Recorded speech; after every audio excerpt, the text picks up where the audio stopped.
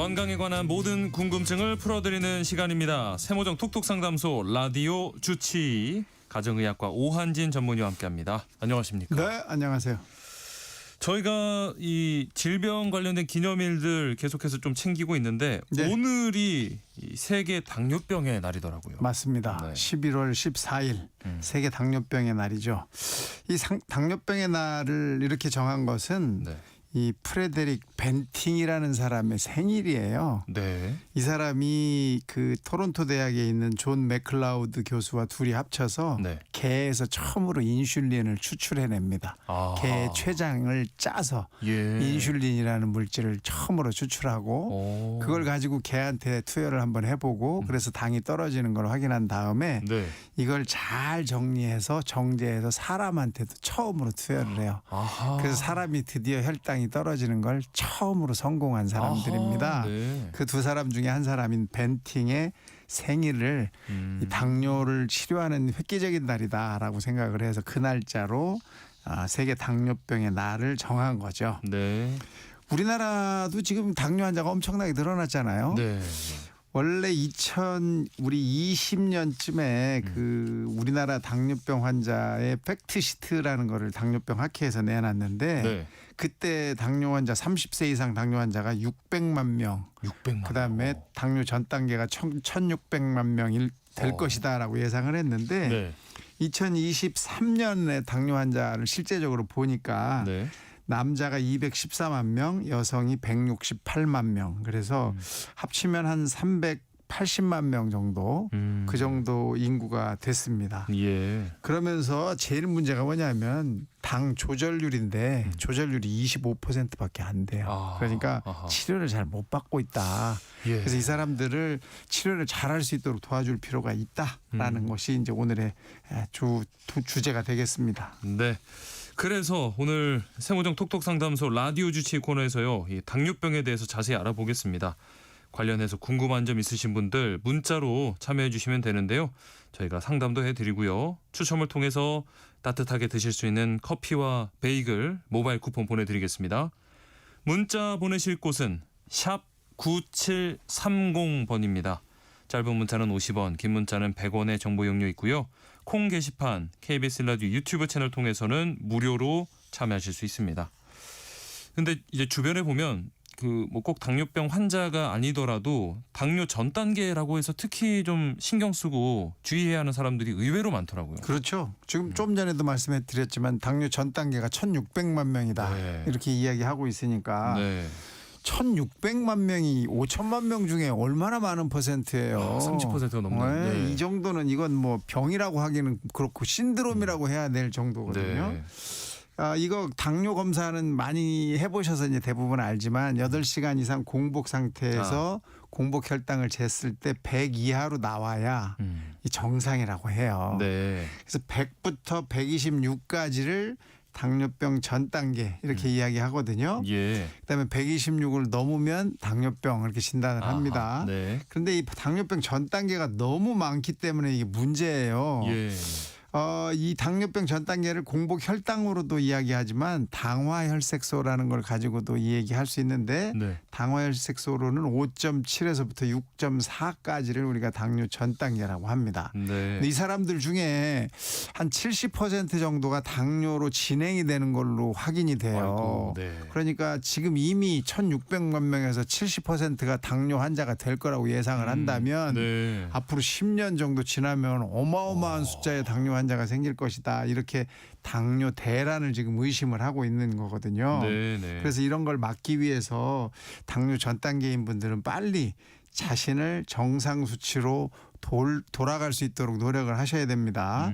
그래서 가족력이 있거나 당뇨병 고위험군이다 이렇게 생각되는 사람들은 네. 3에서 6개월 사이마다 한 번씩 검사를 하셔서 내 상태를 좀 확인하시는 게 좋겠습니다. 네.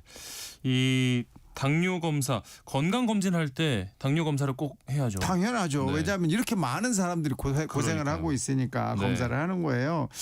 혈당이 비정상적으로 올라가는 병을 당뇨병이라고 하는데 왜 올라가냐 하면 우리가 먹은 음식 중에 당분들 즉 탄수화물은 당으로 바뀌게 되고 그게 네. 포도당으로 변하는데 네.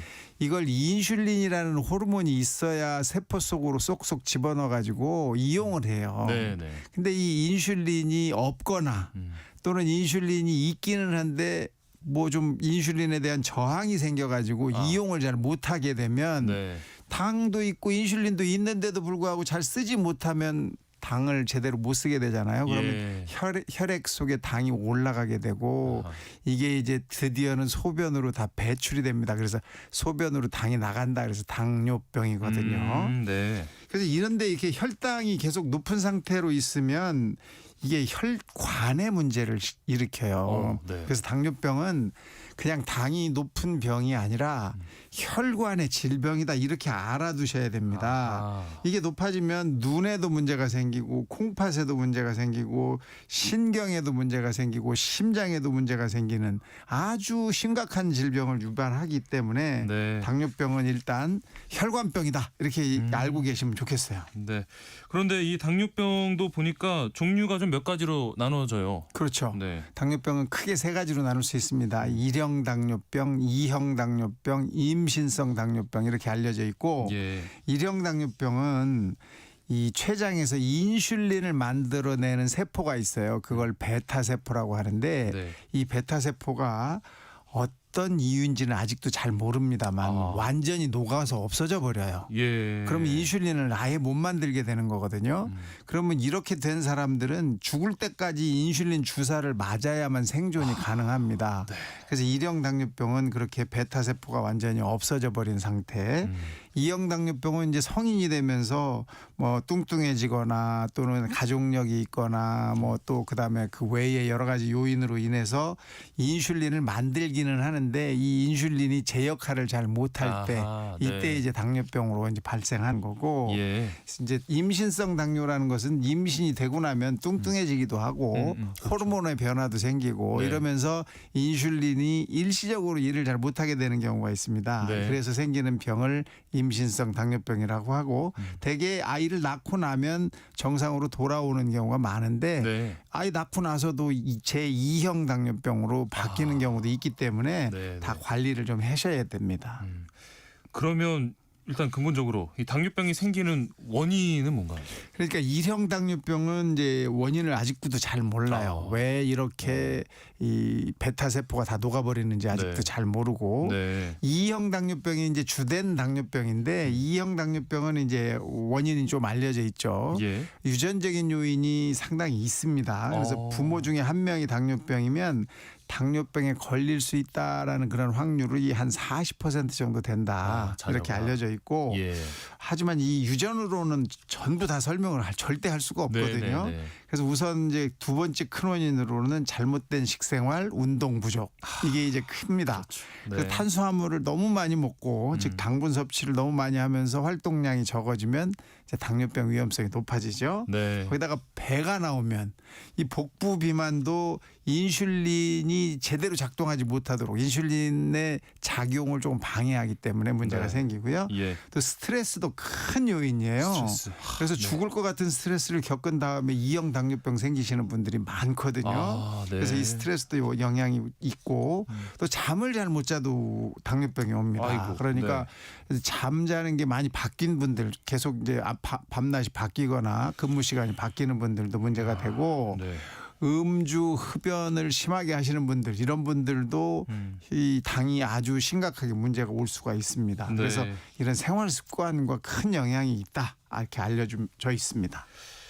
방금 말씀하신 흡연, 음주 빼고는 뭐 수면 부족, 스트레스, 운동 부족 다 저한테 해당되는 건데 그러면은 이런 당뇨병 뭐 증상이 뭐가 있고 네. 당뇨병으로 가는 전조 증상 어떤 게 있을까요? 우선은 이제 당뇨병은 소변으로 당이 나오는 거잖아요. 네. 당뇨병. 네. 그 소변이 달아요.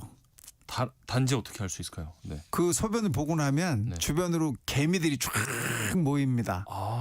벌레가 당분이 모이 벌레가 꼬여요. 네. 그래서 이제 당뇨라는 걸 그때 알게 됐는데 네. 대표적인 증상으로는 삼다 증상이 있어요. 삼다. 삼다. 세 가지가 많다는 뜻인데 네네. 우선 이제 당을 잘 못 쓰니까 이게 소변으로 자꾸 나가게 되면서 소변을 많이 보게 되고 예. 소변을 자꾸 보게 되면서 물을 자꾸 많이 마시게 되고 막 목이 말라서 막 죽겠다 나 물 좀 더 달라고 자꾸 그래요. 예. 그러면서 이렇게 먹어도 배가 계속 고파요. 당을 쓰지를 못하니까. 네네. 그러니까 밥도 계속 많이 먹는. 그래서 물도 많이 마시고 소변도 많이 보고 음식도 많이 먹는 이 삼다 증상이 대표적인 당뇨병 증상입니다.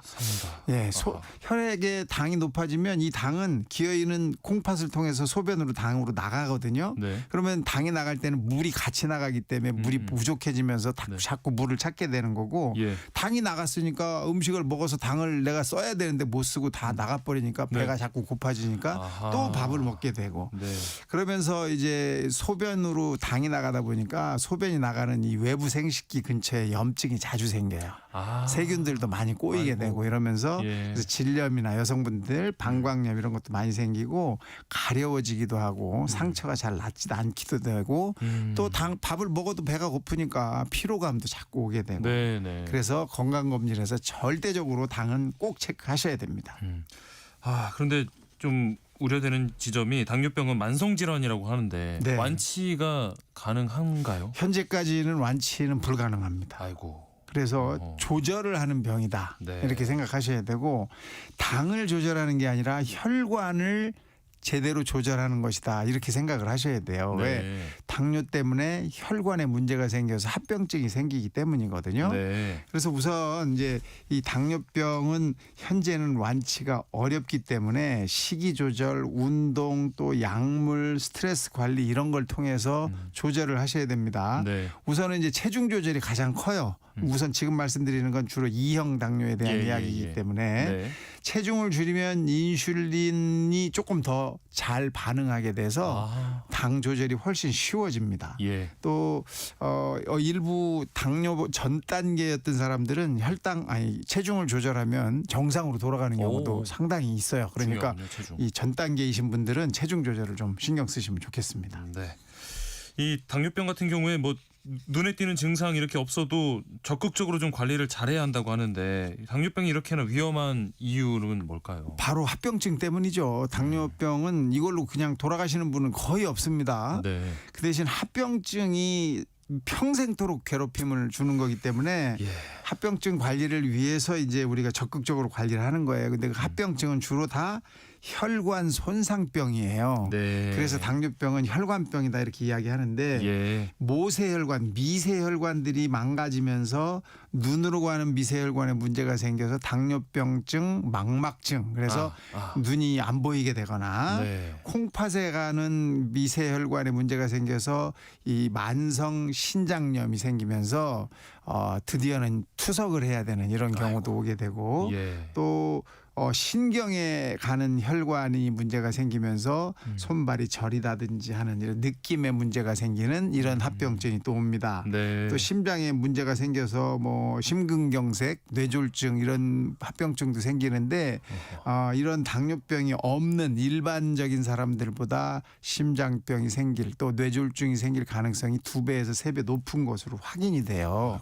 네. 그러니까 이런 이 합병증이 무섭기 때문에 당뇨는 아주 기가 막히게 조절을 좀 잘해야 되고 관리를 잘해야 되는 병입니다. 당뇨병은 혈관병이다라고 네. 꼭 기억을 해주셔야 되고 아까 스트레스도 말씀을 해주셨어요. 네. 네. 혈당에 영향을 주는 건가요? 그럼요. 스트레스를 받으면 우리 몸에서는 스트레스 호르몬이라는 게 나와요. 네. 그중에 하나는 코티졸이고 하나는 아드레날린 같은 건데 네. 이 두 가지는 전부 다 혈당을 아주 많이 높입니다. 그래서 코티졸이 나와서 혈당이 확 올라가면 약을 아무리 먹고 인슐린을 주어도 혈당 조절이 안 돼요. 아하. 그러니까 이 스트레스가 심하면 혈당은 엄청나게 뛸 수 있고 그게 뛰어서 혈관에 문제를 자꾸 주면 합병증이 생기게 되는 거예요. 네. 그래서 스트레스는 혈당에 영향을 주고 혈관에도 영향을 주고 합병증을 만들기 때문에 스트레스를 해결을 잘 하셔야 돼요. 스트레스는 장기적으로 만약에 오게 되면 인슐린 저항성을 높여서 기어있는 합병증을 유발할 수 있다라는 사실을 좀 아셔서 자기만의 스트레스 해소법을 좀 만들어 두시면 좋겠습니다. 네. 자, 오늘은 당뇨병에 대해서 알아보고 있습니다. 관련해서 궁금한 점들 계속해서 문자 받겠습니다. 자, 문자 보내실 곳은 샵 9730번이고요. 짧은 문자는 50원, 긴 문자는 100원의 정보 이용료 있고요. 콩 게시판 KBS 라디오 유튜브 채널 통해서는 무료로 참여하실 수 있습니다. 아델의 롤링 인 더 딥 듣고요. 오한진 가정의학과 전문의 처방 받아보겠습니다. 아델의 롤링 인 더 딥 듣고 왔습니다. 그 사이에도 지금 계속해서 문자를 보내주시고 계시는데요. 자, 먼저 8438님. 아침에 소금물을 마시면 당이 떨어진다고 하던데 맞는 말인지 궁금합니다. 아유, 절대로 그럴 수가 없죠. 아이고, 네. 예. 만약에 소금물을 드시면 소변이 많이 나올 수도 있거든요. 네. 이렇게 되면 이제 뭐 오히려 더 올라갈 수도 있고, 그래서 소금물하고 아무 상관이 없으니까 절대 이런 말은 듣지 않으시는 게 좋겠습니다. 예. 이 섣불리 이렇게 민간요법을 듣고 따라 하시다가 오히려 조금 안 좋은 쪽으로 가시는 경우가 있더라고요. 그렇죠. 네. 네. 8208님, 저희 남편이 식후 혈당은 정상인데 공복 혈당이 높게 나옵니다. 이유가 뭔지 궁금하고요. 이럴 때 어떻게 관리를 하면 좋을까요? 네, 식후 혈당이 정상이라고 하시는 건 아마 2시간에 쟀을 때 그런 것 같고요. 네. 혈당 스파이크가 더 일찍 왔다 내려갈 수 있어요. 네. 그러면 이분은 1시간에는 막 당뇨병으로 확 올라가는데도 불구하고 모르시고 이렇게 이야기하시는 경우가 있거든요. 예. 그래서 요즘에는 연속 혈당 측정기라고 해서 몸에 붙이는 혈당 측정기들이 그렇죠. 있어요. 이팔 뒤쪽에. 네네네. 이런 걸 이용해서 언제 많이 올라가고 언제 떨어지는지를 한 번쯤 확인해 보실 필요가 있습니다. 네. 이분이 공복 혈당이 높게 나오는 것은 틀림없이 당 조절에 문제가 있는 거거든요. 네. 그러면은 공복 혈당이 더 좀 중요하다고 생각을 일단 하고 둘 다 중요하고요. 예. 그다음에 병원에 가셔서 그 헤모글로빈 A1C라고 당화 혈색소라는 걸 측정을 해보면 틀림없이 문제가 있는 걸로 나올 거는 가능성이 높거든요. 네. 그래서 병원에서 그 당화 혈색소를 재든지 아니면 연속 혈당 측정기를 한번 해보시는 게 도움이 될 것 같습니다. 네. 1918님, 당뇨병 환자가 무리한 운동을 하면 저혈당 올 수 있다던데 적정한 강도의 운동 뭐가 있을까요? 사람마다 너무 달라서 정확히 말씀드리기는 어렵고요. 네. 이 무리한 운동하면 당분을 많이 써서 저혈당이 올 수 있어요. 그래서 당뇨병 환자분들은 배가 고프다 뭐 이런 느낌을 금방 아시기 때문에 네. 저혈당이 올 것 같다 이런 느낌을 아시니까 항상 사탕이나 금방 당을 보충할 수 있는 걸 늘 들고 다니시라고 말씀을 드리거든요. 네. 그러니까 운동은 주로 식후에 하시면 이렇게 저혈당이 오는 걸 예방할 수가 있기 때문에 네. 식전에 하는 것보다는 식후가 좋고요. 너무 무리한 운동을 지속적으로 하시는 것보다는 가볍고 30분 정도 지속할 수 있는 이런 운동으로 하시는 게 좋겠습니다. 네. 5060님, 제가 과일을 참 좋아하는데 당뇨가 걱정됩니다. 그래서 식사 1시간 전에 먹을까 하는데 뭐 과일 먹기 좋은 시간대가 따로 있을까요? 그냥 식사라고 생각하시고 드셔야 돼요. 이걸 먹고 밥을 또 먹으면 당이 더 올라가는 게 당연하잖아요. 근데 네. 정상적인 혈당을 가지신 분들, 당뇨병이 아직 아니다 이런 분들은 걱정하시지 않고 드셔도 되고요. 네. 당이 조금 걱정되시는 분들은 내가 과일 먹은 만큼 식사에서 조금 줄여야 되겠다 이런 생각으로 드시면 좋겠습니다. 네. 자, 오늘 문자 보내주신 분들 가운데 8438님, 8208님, 5060님 모바일 쿠폰 보내드리고요. 추첨을 통해서 더 드립니다. 저희 홈페이지 공지사항에서 확인하시기 바랍니다. 세모정 톡톡 상담소 라디오 주치 오늘 여기까지 하겠습니다. 가정의학과 오한진 전문의와 함께했습니다. 고맙습니다. 감사합니다.